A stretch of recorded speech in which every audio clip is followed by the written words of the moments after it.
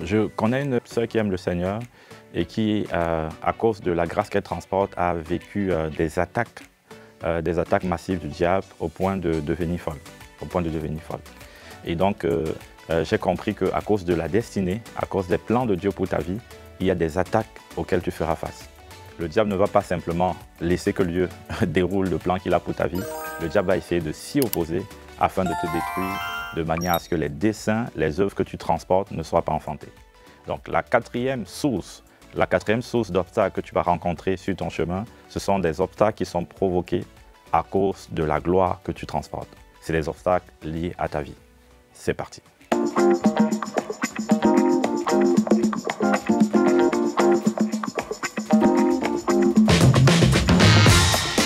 Donc, vous devez savoir que lorsque Dieu vous a envoyé sur cette terre, vous étiez porteur de beaucoup d'espoir pour Dieu.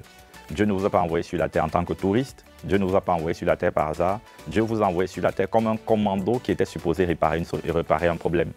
Et vous êtes venu en portant beaucoup d'espoir pour le ciel. Non seulement Dieu avait beaucoup d'espoir en vous envoyant sur la terre, mais également, la Bible dit que nous sommes entourés d'une nuée de témoins. Il y avait des Paul, des Abraham, qui était là, qui disait oui, c'est lui qui va résoudre tel problème que nous voyons depuis les cieux sur la terre. Donc vous étiez porteur de beaucoup d'espoir. Et ces espoirs-là, il y a un certain nombre d'œuvres que Dieu a enfuies au-dedans de vous, que vous devez enfanter, afin que les destinées qui étaient associées à votre vie soient influencées, soient impactées, soient sauvées, soient transformées. Donc vous n'êtes pas n'importe qui et vous n'êtes pas là par hasard. Et vous devez être conscient de cette réalité. Le diable en est pleinement conscient, c'est pourquoi il se lève pour vous détruire. La Bible dit que le diable rôde comme un lion rugissant, cherchant qui dévorer. Le diable cherche à te dévorer et tu dois en être conscient. Le diable cherche à te dévorer. Et ça, c'est une réalité. Est-ce que tu peux te dire à toi-même, le diable cherche à me dévorer? Parce que souvent, on a l'impression que nous sommes dans un monde de bisounours. On a l'impression que nous sommes juste venus sur terre pour faire la fête. Mais on ne réalise pas que nous sommes dans un terrain de guerre où il y a un ennemi qui est là et qui est déterminé à en finir avec nous une fois pour toutes. Et conscient de cela, nous devons réaliser qu'il y a beaucoup d'épreuves que nous vivons qui sont le résultat des manipulations démoniaques pour nous détruire. Souvent, très souvent, nous abordons tout uniquement d'une perspective naturelle. On oublie souvent qu'il y a une réalité spirituelle qui est beaucoup plus grande et qui contrôle et gouverne la réalité terrestre dans laquelle nous sommes. Donc, à cause de l'étoile que tu as, il y a des démons qui seront envoyés vers toi pour te dévorer. Il y a des épreuves que tu vas endurer à cause de l'étoile que tu transportes. Et tu dois en être pleinement conscient. Maintenant, comment tu peux faire? Puisque la Bible dit que malgré les plans de l'ennemi, malgré ces obstacles, malgré les montagnes, toi, tu as reçu la capacité de pouvoir surmonter tout cela. Comment discerner la porte? Comment savoir quelle clé utiliser lorsque tu es en face des épreuves qui sont orchestrées par des démons ou des esprits méchants? Ce que tu dois savoir, et la Bible nous le dit, la Bible dit que notre capacité spirituelle, ou notre statut spirituel est très importante et très capital. La statut spirituel que tu as va déterminer ta capacité à pouvoir venir à bout des esprits méchants et des démons, des œuvres des ténèbres qui sont là pour te ralentir, te freiner, te bloquer, t'empêcher de pouvoir progresser. Ta statut spirituel est très importante. C'est pourquoi la Bible dit que ce type de démon ne part que par le jeûne et la prière. Ça veut dire qu'il y a différents niveaux de démons, il y a différentes catégories, il y a différentes catégories d'esprits. Et la Bible dit qu'il y a un type de démon, qui part parce que tu as une vie de prière. Les apôtres avaient prié, mais Jésus dit que ce type de démon ne part que par la prière. Ça veut dire que Jésus n'était pas en train de parler du fait de prier et de parler à l'épreuve. Jésus parlait d'une puissance spirituelle qui est dégagée par une vie de prière constante.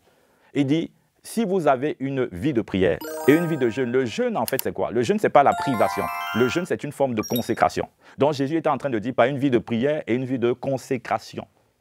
Il dit par une vie de prière et par une vie de consécration, tu vas développer la stature qui te permettra de repousser tout type d'esprit qui vient sur ton chemin pour te résister, te bloquer. Sachant que là, nous sommes en train de parler des démons, on ne parle pas des princes.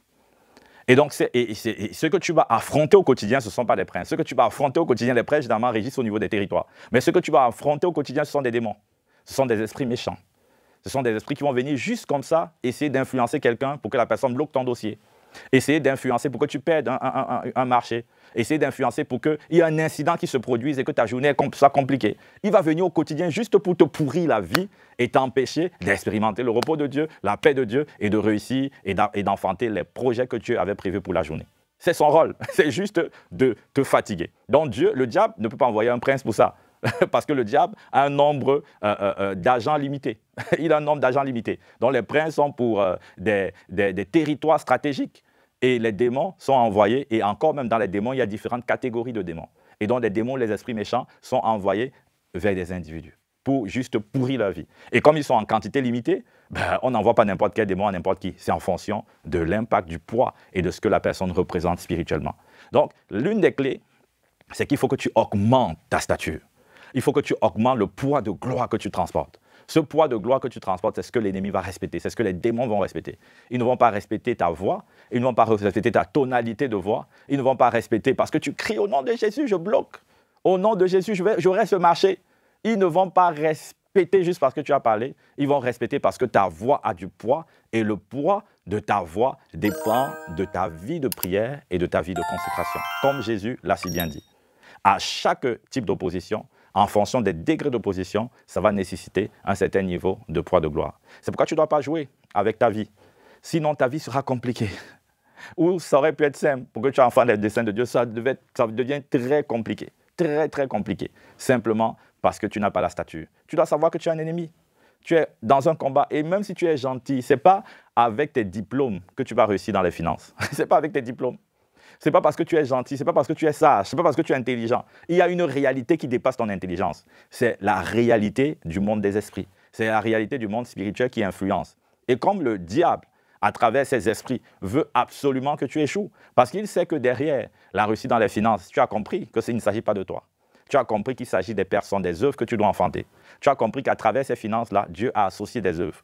Et ces œuvres-là, tu dois les enfanter. Il a compris ça, alors il va bloquer, il va combattre. Parce qu'il ne veut pas que des vies soient changées et soient transformées.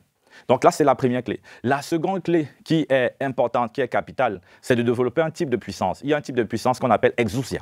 Exousia, c'est la capacité que tu as à détruire les œuvres des ténèbres. C'est quand Jésus disait, voici, je vous ai donné le pouvoir de marcher sur les serpents et sur les scorpions et sur toute la puissance de l'ennemi et rien ne pourra vous nuire. Là, il parlait d'exousia, la capacité que tu as à commander et à être obéi. La capacité que tu as à marcher, à écraser les œuvres des ténèbres. Et cette capacité vient de plusieurs choses. La première des choses, c'est que les démons obéissent. Les apôtres étaient venus en disant, Seigneur, en ton nom, les démons, pas les princes, les démons nous sont soumis. En ton nom.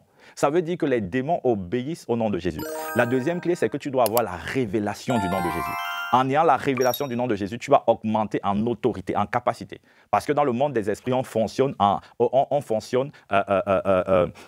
agit en fonction de la révélation que nous avons. La révélation te permet d'opérer dans le monde des esprits. La révélation, c'est ce qui te permet de fonctionner, d'agir. C'est la révélation. Et donc, plus tu as la révélation du nom de Jésus, plus tu augmentes dans la puissance spirituelle qu'on appelle exousia, la capacité à commander et à être obéi. Et donc, la révélation du nom de Jésus, c'est quoi? C'est déjà comprendre que dire au nom de Jésus, ce n'est pas simplement des mots. Ce n'est pas une formule magique. Dire au nom de Jésus, c'est dire que je viens comme si c'était Jésus. Je viens à la place de Jésus. Je viens revêtu de l'autorité de Jésus. Et tu dois être conscient de cela. Que quand tu parles du nom de Jésus, ce n'est pas juste toi qui viens et qui utilise un vêtement qui dit, bon, au nom de celui-ci, non. Tu dis que c'est Jésus qui vient. C'est l'autorité de Jésus qui est là. Et je viens revêtu de la puissance de Jésus-Christ. C'est cela, le nom de Jésus. Tu sais, prends l'exemple, tu as peut-être un frère ou une sœur. Si le voisin va vers ton frère et dit « je veux la chaussure, je veux la chaussure d'un tel », ou ton voisin, disons, votre voisin va demander ta paire de chaussures à ton frère. Ton frère va refuser. Il va dire, mais pourquoi est-ce que tu viens me demander la paire de chaussures? Je ne te donne pas sa paire de chaussures. Mais si le voisin vient dire que tu lui as envoyé demander ta paire de chaussures, il va donner la paire de chaussures à ton voisin, pas parce que c'est ton voisin qui le demande, mais parce qu'il sait que c'est toi qui es derrière la demande de ton voisin. C'est ça, prier au nom de Jésus. Prier au nom de Jésus, c'est venir comme si c'était Jésus. Ça veut dire que le résultat que nous obtenons, ce n'est pas parce que nous avons prié, mais nous obtenons le résultat à cause du nom de celui par qui nous sommes venus. Et donc, nous devons être conscients de cela. La Bible parle d'un démon qui a tabassé les fils d'un sacrificateur. Eux, ils étaient venus, mais sans la révélation du nom de Jésus. Ils ont parlé d'un nom qu'ils ne connaissaient pas, le nom de Jésus que Paul prêche. Un nom, ils n'avaient pas besoin d'une telle précision, parce que même aujourd'hui, il y a plusieurs Jésus qui existent. Ici, vous allez en Amérique du Sud, il y a des gens qui s'appellent Jésus. On n'a pas besoin de dire « Au nom de Jésus-Christ de Nazareth qui a vécu il y a 2000 ans ». Non, c'est une question de révélation. C'est une question de révélation. Et eux, ils sont venus dire « Au nom de Jésus que Paul prêche ». Et au nom de Jésus que Paul prêche. Et donc, vous devez être conscient de cela. La révélation du nom de Jésus vous donne d'augmenter votre statut spirituel et votre puissance à agir. La deuxième chose qui va t'aider dans la manifestation d'Exousia, comme je l'ai dit en premier point, c'est ta vie de prière. Donc, si tu pries, tu as une vie de prière vraiment fervente, tu vas te rendre compte que tu auras plus de capacité à commander et à être obéi.